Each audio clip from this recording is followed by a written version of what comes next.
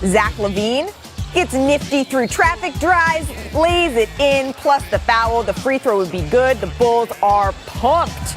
So then the Bulls out trail by 2 now. Not anymore.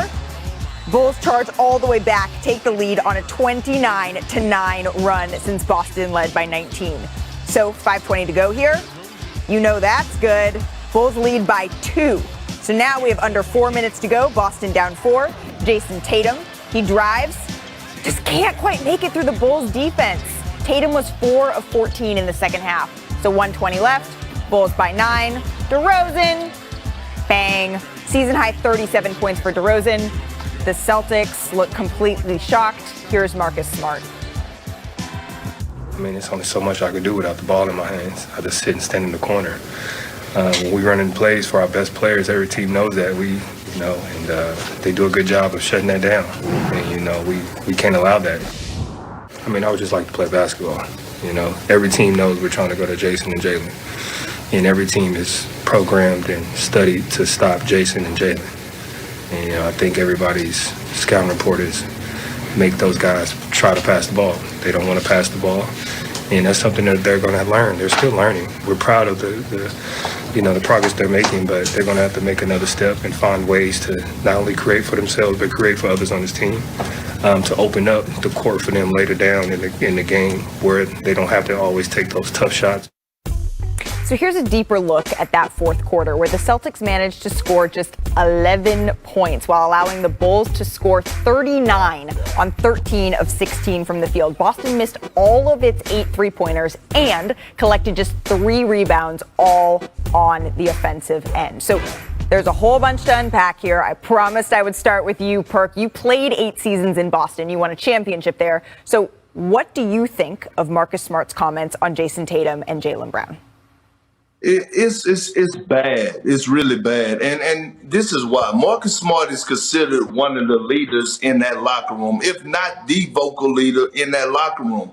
And you have a group of young guys that are on the bench that are younger than your franchise guys who, by the way, are young, all right? So you have Peyton Pritchard, you have Robert Williams, Aaron Neesmith. It's a whole list of guys that you have. And you go out there and you call out your franchise guys in the public along with your head coach because you're basically saying that he needs to critique his offensive playbook and saying that they need to run plays through others is not a good look for the team. It's not a good look for the organization. And what could happen is that guys could start looking at Marcus Smart a little differently, like Jaylen Brown and Jason Tatum. And as a leader, you cannot do that. Look, in the fourth quarter, when you're on a team and you're a role player, the ball goes in the hands of the people who get paid the big bucks. And on the Celtic team, that is Jaylen Brown and Jason Tatum. Now, speaking of Jaylen Brown, where's my clip? Roll the clip. Speaking of Jaylen Brown, he took over in the second quarter before halftime. Okay. The Bulls had control of the game until Jaylen Brown decided to take over because he was taking a back seat. Listen, this kid is so special. And then when you go back and look in the fourth quarter, he had, I believe, 2 shot attempts. Two. And this goes back to even when they won their overtime game, the last game on the road, Jaylen Brown was cooking and they isolated him. So, look, he's getting trapped. I get it. He's making the right play. But at the end of the day, the lead was blown at the end of the third quarter, the beginning of the fourth quarter, when the others couldn't make it happen. So for Marcus Smart, a guy that's a defensive player who, by the way, DeMar DeRozan had 37 points on 75% shooting last night. Nobody was checking him. Goes to the media and call out your franchise guys. That's just not it. Well, and we've seen this happen before. To me, when I was watching it, it didn't necessarily look entirely disrespectful, but I see what you're saying, Perk. I see what you're saying there. What was interesting to me is that Jaylen Brown has only had 1 assist in the fourth quarter in all of his games this season. So I was thinking, okay, I get the frustration, but Chiney, the Bulls closed the game on a 53-20 run. So what's the bigger deal? The Celtics' offensive struggles or poor defense down the stretch? And since Big Park has been talking about the fourth quarter in your question, I think it works hand in hand. When you miss that many shots and then you are creating a shorter turnaround for you to set up your defense, it's all problems. And I don't want to just tell you. How about I show you with this breakdown? Okay, so the interesting part here is, when you think about the Boston Celtics, Marcus Smart called out their offense, but really they should be talking about their defense. 27th in defensive rating. So give me my tape, producer Kwaku. Check out this defense. The issues here. Josh Richardson overreacts on the pick and roll. You're never supposed to give up middle, and the big man does so. Easy money right there. Another defensive play late in the game, pick and roll, but this time you gamble. You're never supposed to gamble, especially when you have a shooter making his way up, and guess what? This was a huge shot by Ayo, you know what I mean? Creating a 2-on-1 where last minute you have a late closeout. Huge shot for the Bulls, and then the biggest shot of them all. Jason Tatum got caught sleeping a little bit because watch what Lonzo does. He runs, reads it, and this is where we had the unselfish extra pass that leads to DeMar DeRozan, his season high, 37 after creating a 2-on-1 from Tatum sort of sleeping in that moment. So overall, everyone's going to make a lot of hullabaloo over, the offensive issues after Marcus Smart made his comments. But the reality is those defensive lapses are really what cost you the game. Yeah, that's interesting. Jason Tatum shooting 25% in the fourth quarter, which is worst in the NBA. But the defense, good defense leads to good offense leads to good defense. Yep. The Celtics are just 2-5, not the way they were looking to start the season. Zach Lowe, what is the biggest problem affecting Boston to start the season? Golf clap for Chiney because she nailed it. For this team with these players to be 27th in defense, they're fouling the hell out of everyone. They can't get a rebound. It's embarrassing. This should be a top 10 defense. That's the biggest problem on the floor. But what Marcus Smart said last night, listen, he knew exactly what he was saying. He might have been polite about it, but he knew what he was saying. And he's both right and a little bit wrong. Jaylen Brown and Jason Tatum aren't good enough as passers quite yet. They've improved, but they're kind of average for their position. Tatum is a little better, but he's sometimes a pass in case of emergency guy. I'm doubled. I can't go anywhere. I got to pass.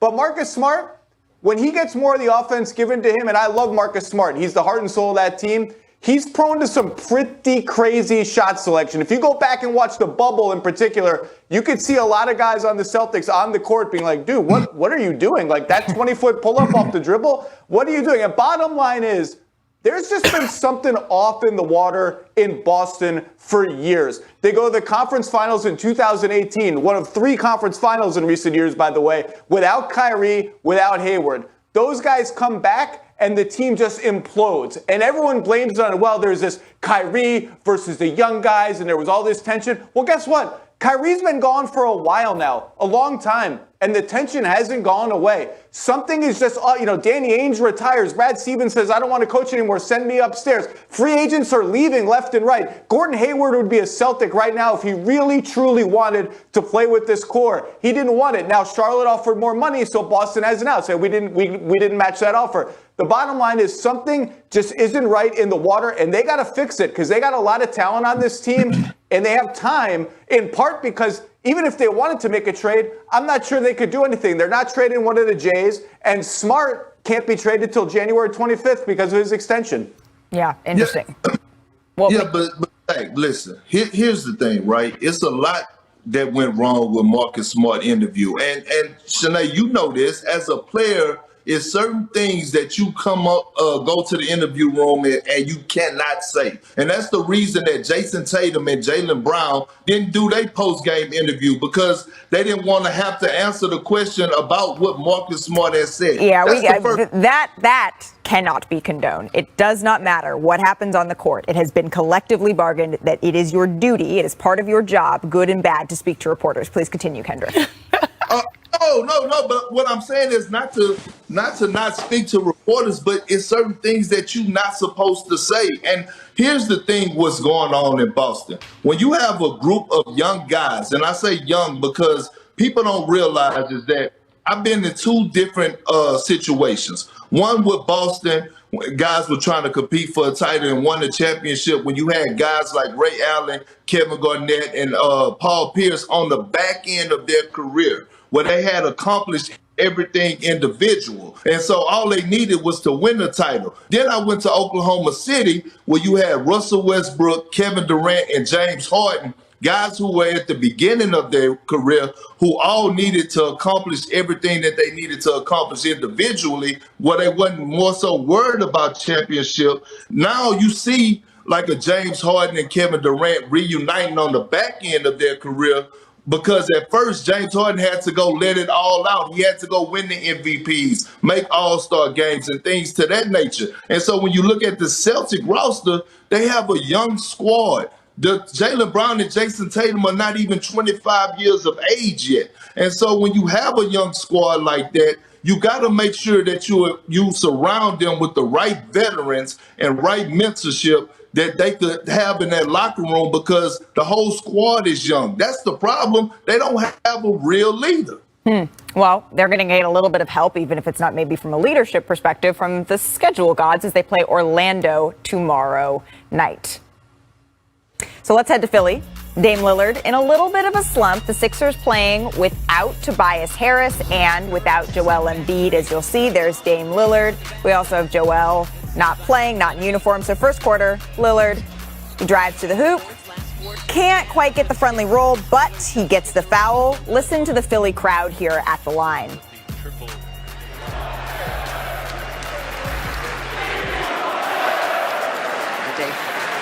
Chance going up here at the center. Ours big perk. City brotherly love. We show the brothers some love. I know what it is and I know what it's about, but I'm a trailblazer. I appreciate the love. I appreciate the respect, that they show, and the desire or whatever. But I'm 10 toes in Grip City. So back in the game, third quarter, 76ers up by 5. Danny Green lobs it to Andre Drummond, and Drummond did more than score. Later in the third, Drummond feeds George Niang. You know that's good. Drummond had 14 points, 15 rebounds, and 7 assists. So then later in the fourth, 76ers up 7. Seth Curry gets in his bag, hits the 3 from the wing. Curry had a game-high 23 points, and the 76ers win it. Here's Doc Rivers on the win. Yeah, it was great. I was joking with Michael Rubin. I said, you only had $105 million on not in the game tonight. So it was just a good team effort. It's one of those games I thought every single guy did something to help us win the game. They kind of stayed within their roles. They understood, what we needed, getting to the paint and creating plays. I thought we did that tonight. So Philadelphia now has 3 straight wins, but health concerns are remaining. They're without Joel Embiid, Tobias Harris, and Danny Green. They're all on the mend. Welcoming in our senior writer and reporter, Ramona Shelburne. Embiid was out for a rest day, but how is his knee progressing, Ramona? Really well. He's going to play tomorrow against Chicago. Danny Green's going to be out because he had a hamstring injury suffered in that game. But Joel Embiid is progressing really well with his knee. And also that rest day gave him a chance to get in the lab with his personal trainer, Drew Hanlon, and go over some areas where he thinks he can improve his game and help the Sixers play the way they need to without Ben Simmons, without Tobias Harris, without Danny Green now. But he's going to play against Chicago. Joel in, Danny Green out. You mentioned it, Ben Simmons. We can't have a 76ers segment without asking you about Ben Simmons. So what's the latest on his possible return to Philadelphia? Well, Malika, there's been frustration mounting, according to people close to the situation, that Ben has not been accepting any of the help that the team has offered him in terms of helping him with his mental readiness. And he has been working with mental health professionals through the Players Association, but thus far I'm told he hasn't really kept the team in the loop on that. And there is frustration mounting there that they want to know, okay, you're out due to mental, you need to get mentally ready to play. But so far he's just done individual work with some of their position coaches. He hasn't been back in with the team, and he's not providing the team with any updates on what he's doing to get back and get himself back with the team and participating in team activities. Interesting. So it doesn't really seem like there's a firm timeline yet. There's no timeline. No timeline on when he could be coming back. Philly hosts the Bulls tomorrow night. Thank you so much, Ramona. Thanks, Please Micah. don't go too far. As for the Blazers, on the other side, Damian Lillard was 7 of 20 from the field and 2 of 9 from 3. And Portland Star's season is still a work in progress. I always look at struggles as an opportunity to show my true character. You know what I'm saying? When things go great, it's a lot of praise that comes along with that. And a lot of people give you a lot of credit. They speak really highly on you. But I think it says more when, you're going through something. you know, it's kind of hitting the fan and you're struggling and everybody got something to say. To me, the real ones can, you know, they can keep on trucking, you know, and keep on going and still find a way to get the job done. Dame has made just 15 of his 65 attempts from free three this season, which is just 23%, and that ranks last in the NBA among players with at least 50 attempts. And it's a small sample size, as Lillard is a 37% career shooter from deep. So joined again by Perk, Chiney, and Zach. And Perk, you just heard Damian Lillard say, after he struggled and talked to reporters, that games like this, times like this, it builds character. What does he need to do to start having the success we're accustomed to seeing from him? Well, I think it's simple. He just has to have a mental reset, right? And just decompress a little bit. Because we have to remember, right, Damian Lillard is taking on a lot right now for us with the trade rumors and whether or not he should get out of Portland and, you know, whether one of his teammates should be traded. And that's a lot riding on the shoulders of your franchise guy who really never been through that. We've known Damian Lillard to be just this terrific basketball player, but now he's seeing the other side of it, of the business side of it, where he's actually getting the opportunity to have his input in calling the shots. So I just think Dame has to take a step back, reset his mind, lock in on hooping, and I think he'll be just fine. Absolutely. Completely agree, Perk. And I think I might be a little crazy for saying this, but like Dame is allowed a shooting slump. For 9 years in this league, he has really held it down. Last year, for example, his running mates, CJ McCollum, Yusuf Nurkic, Zach Collins, missed 187 games. And who held them together? Damian Lillard. You look overall, I mean, this guy, I gave a stat a little while ago that Steph runs a lot. Dame leads the league in miles run per game since 2013. He's the leader. So he's allowed to, you know, put his foot off the grass a little bit and just find a shot. We know it's coming. So I hear a lot of people say, oh, he's got a shooting slump. This man will be just fine. And you're right, Perk. He's been dealing with a lot, and sometimes it manifests itself at the start of the season and not having your rhythm, but he's going to be just fine. You fan yourself over there, Perk. You taking flames from Chiney? When that good gospel and that First Street Baptist Church get to preach, it's that time. It's that time. Go ahead. Absolutely. And to Chiney and Perk's point, you know, 29% through his first 4 games from 3 last year. That was around where he is now, a little bit higher than that 23%. But then he jumped back up to 39%. And that was his third best shooting percentage over the course of his career. But Zach, this is the first year for Chauncey Billups. So is it a system thing that's impacting Lillard, or is it a larger issue that you see there? This is Damian Lillard. This is his 10th season. There are things I worry about in life, in my life, in the NBA life. Damian Lillard's three-point percentage is not one of them. And everyone is searching so hard for explanations. The system's different, this and that. You look at the numbers. His pick-and-roll volume, about the same. Portland is still a low assist team, high off the dribble 3 team. All of it is still basically the same. It's a little different. It's just a shooting slump. If it were February, we wouldn't be talking about it as much. It happens to be the start of the season. Damian Lillard will be fine. I will say, Perk mentioned the trade rumors.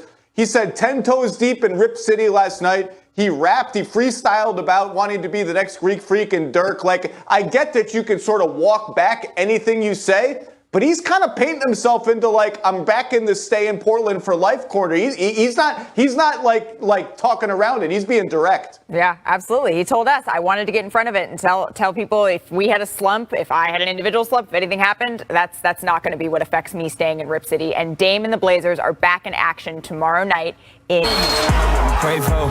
And time for Chef Curry to show what's cooking out west. Curry, another 3. Bang! The man is flat shooting it. Knicks, Bucks, and Pelicans, Warriors. Friday on ESPN. You're watching NBA Today, live from Los Angeles. Welcome back to NBA Today. Let's run through some of the top from Monday's action. First up, top clutch performance. Paul George willed the Clippers to a win over the Thunder on Monday night. He hit big buckets. People forget that this man was a number 1 option for a long time, and it shows. You know, the Clippers, they need a little bit of a boost, but I like him taking over, giving himself confidence, especially, hopefully, fingers crossed for the playoffs. Look at this. He gets back-to-back threes in transition. He did a little between, reverse. Look at that. Ooh, drag. Love it. Crisscross. Look at this. Okay, Luke Kennard's been balling as well. Absolutely. Well, and he got the Clippers. They're on track. Look at Paul George dapping him up. Likes it. All right. Top spin move. First up, Jason Tatum spinning off Lonzo Ball and gets the dunk. Yes. You know what I love the most about this spin move, though? I think he switches hands. Let me see. Oh, but behind the back, then crossover. Then he drops hands. Like, that is very difficult. Well, we can't talk about top spin moves without John Morant. Take a look at this. Okay, I saw a split, a hezzy, and a finish. Over a guy how much bigger than him? And athletic. I mean, no one's probably more athletic than himself in any matchup. You know, he says he's right-handed, he's left-handed. Just depends on the day. Ambidextrous. Whatever it may be. Which one do you like better of those two? Ooh, I might go with Tatum. All right. Just because of like the hands. All right, then I'll take Ja. All right, top dime, LaMelo Ball with the flashy dime, 2 Miles Bridges. Honestly, he set the bar so high that this isn't even a big deal for me. It's a nice little no look. All right. Is Melo the best passer in the NBA? Ooh, no. No, you have to consider for a second. He's the fanciest, but like effectively. I mean, he's got sauce with his passes. Yeah. I gotta respect my elders, you know, Chris Paul. Yeah. All right. Well, then we'll talk about if you're respecting your elders, and we'll talk about young guys and have to pay a little love to the top rookie because that was Magic rookie Franz Wagner. He went off last night, scoring 28 points, including that. We love siblings that hoop, right? And he's a utility player. We both worked the NBA draft, and a lot of people were like, oh, interesting take here. That's because he can do a little bit of everything. And great size, like 6'10" or something like that. Absolutely. I mean, Magic's, he's making it look good. Mm-hmm. Making it look and good. the finish. I like it. All right. Well, Chanae, coming up, we are 2 weeks into the season, and our analysts will give their power ranking picks in the Western. Beat the Wizards. Nigeria. Sorry. The Hawks beat the Wizards, and that game saw some elite free throw shooting from both teams. They combined to go 45 of 45 from the line, only the third time in the shot clock era that's happened. The Wizards. And Ja Morant recorded his 1,000th assist, becoming the second fastest Grizzly to get there, only behind Mike Bibby as the Grizzlies beat the Nuggets. I think one of the worst feelings for a coach is when you're in search mode, just trying to find a group of guys or a player or two that wants to be here, wants to be in the building, wants to go out there and play with energy and fight and compete. Those are not game plan things. That's just, the responsibility of each individual, to be engaged and to go out there, and you can't control makes or misses, but you certainly can control your effort and how hard you play in doing your job. And I just didn't feel that we had consistently enough of that from all of our guys tonight. Michael Malone has never been shy about calling out his team when things aren't going well. Perk, what do you make of Malone's comments about Denver not playing with enough effort?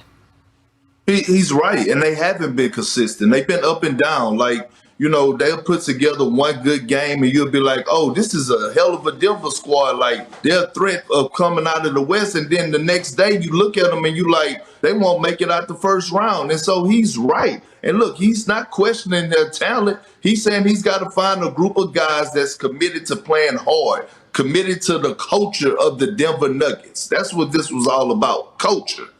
So let's take a look then at where this all shakes out, taking a look at the standings. As for the Nuggets, they are currently sitting in 6th place in the Western Conference. The Jazz and the Warriors only have 1 loss each, and they're followed by the Mavs and the Lakers. And then some surprising teams like the Timberwolves and the Kings are in the top 8 thus far. It's early, but I want to get your top 4 teams, starting with you, Ramona. I like the Jazz there. They were a preseason pick to go to the Western Conference Finals. I think they can take a step forward. And we haven't even seen the best Donovan Mitchell yet. The Warriors, you have to respect that record. I don't know if they finished second, but right now, let's put them there. All right. We'll put the Lakers a healthy ways back at 3 since they lost to the Warriors already. Okay. But they have a lot of room to grow. And Denver, I know Michael Malone is hard on his team. Michael Malone is hard on his team, but they need to be right up there. Zach, what do you think? Well, let me be clear. I think the 2 best teams in the West at full health are the Nuggets and the Clippers, but they both have superstar level players out, so they're out of my top 4. I'm going Jazz and Warriors just because they have the best records.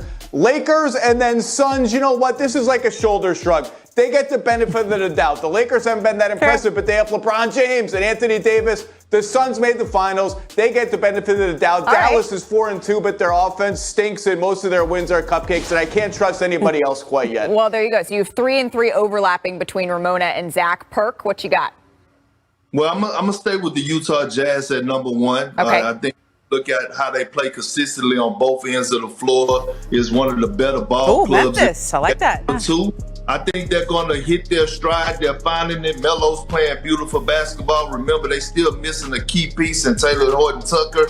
And Kendrick Nunn is another piece that they're missing. At number three, I'm going with the Golden State Warriors. When they get Clay back, they're going to be a problem, especially the way that Steph is playing along with Poole and the other guys that, like, Draymond Green and the other young core. But at number four, I'm going with the Memphis Grizzlies. We talk about injuries, but they're missing a huge part, and they're 4-3. They're missing Dylan Brooks. Right. And Ja Morant is playing at an MVP level. Right. When they get Dylan Brooks back, Memphis Grizzlies are going to be a force to be reckoned with. That's why I have them in my top four. They're doing it without their other star. All right, Shanae, they picked, so that means you have to pick. Let's see. Please forgive me, Malika. I have a very, what I like to call, Zach Lowian list, meaning I couldn't decide at the end. Come on now.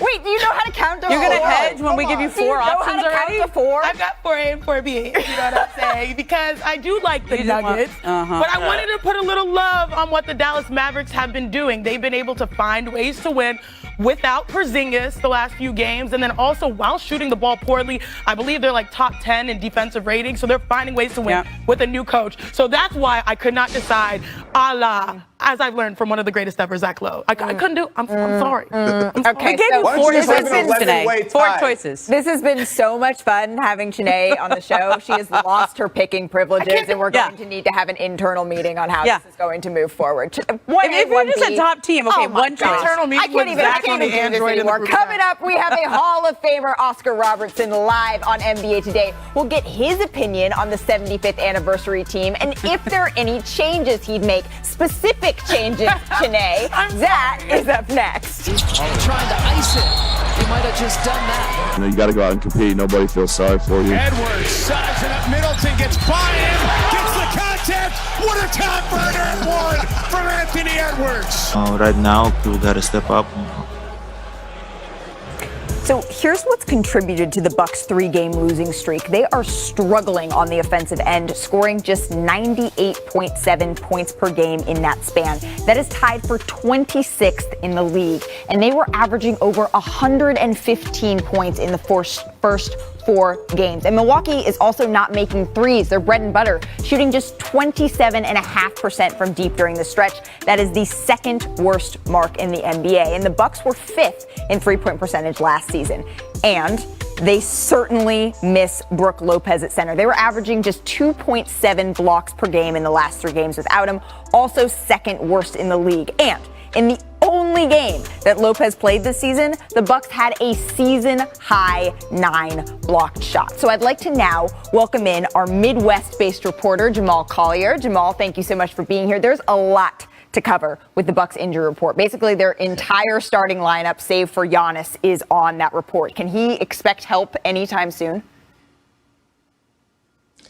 Yeah, I mean, the Bucks are coming off, obviously, a short offseason coming off the finals, so they're going to be extra careful with everybody and make sure that people are back to 100%. I think Drew Holiday is probably the closest to returning. He's been back to practice, but remember, not only did he play in the finals, he played in that gold medal game, or played for the Olympic team, winning the gold medal. So, he's potentially going to be back this weekend, but they want to make sure he's 100%. Same with Chris Middleton, a guy who they initially thought was going to be out with a non-COVID related illness before they had to put him onto the health and safety protocols, before this game in Detroit tonight. So those two guys, I think, Middleton's a little bit more up in the air. Right. Holiday should be back at some point soon. And it sounds like Lopez and Brook Lopez and Dante DiVincenzo are definitely going to be a little bit further down the line before those guys are back. Still a minute for him. Brook, that's been that back soreness, tightness, injury has been something he's been dealing with for a while. But Jamal, Giannis is used to carrying a heavy load. How is he handling this? Yeah, I mean, after one of those games last week, he looked directly into the camera during his press conference and was like, "Brooke, I need you, brother. You got to come back soon." He's playing a lot of minutes at center right now, and definitely going to take a sort of physical toll on his body. Look, the Bucks will always want to keep Giannis's minutes down and try to manage it as best they can. But those last 4 games, you've seen a bit of more of an uptick out there. He's seeing a lot of double teams. Teams are sort of really closing out on him and trying to get him to get rid of the ball. So they definitely don't want to keep this sort of extra pressure on Giannis right now. He's playing with a lot of Thanasis, Jordan Nora, Mamu sort of front lines out there. He definitely needs some help if his team is going to get to where they go before the end of the season. Absolutely. But when I checked in with someone with the Bucks this morning, as you know, Jamal, they say this is the time, right? If it's going to happen now, this is the time. Thank you so much for joining us, Jamal. Really appreciate it.